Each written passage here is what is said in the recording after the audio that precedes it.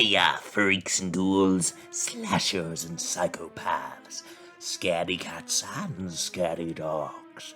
I'm your horror host with the most, the Headless Glen, and welcome to the Scaling Cemetery, where we dig up the stats of horrific individuals and bury the misconceptions. For this video, we'll be covering an object rather than a character, that being the titular main object of the story, The Monkey's Paw, by W.W. Jacobs, which seemingly inspired the Wishmaster series, which I rather do enjoy. Anywho, the illustration I'll be using throughout this video was done by Jeff White in one of the reprints.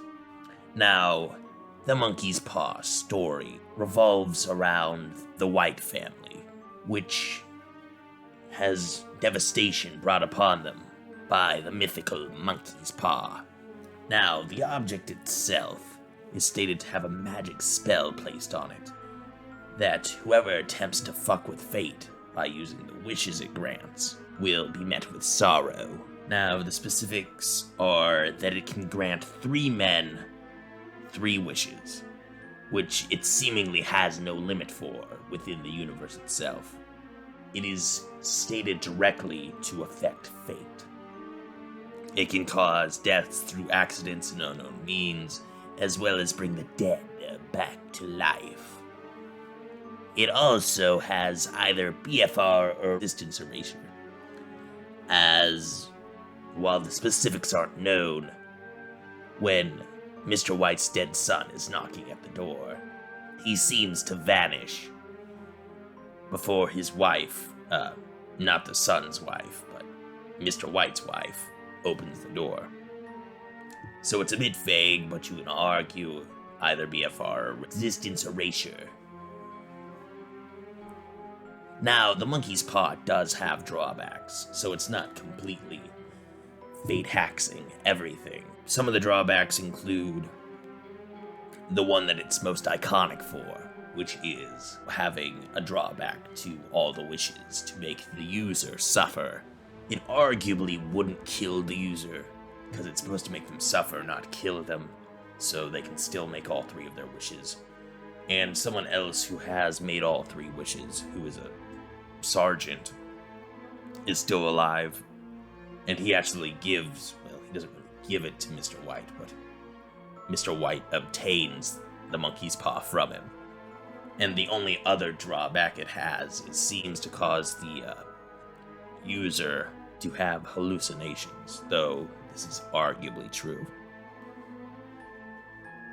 The weaknesses that this object might have are people who can resist magic might be able to resist its fate hacks given it's a magical-based object, as well as people who can just ignore fate can probably ignore its abilities. Other than that, the Monkey's Paw basically solos a lot of characters, as long as the user is able to get the wish off first.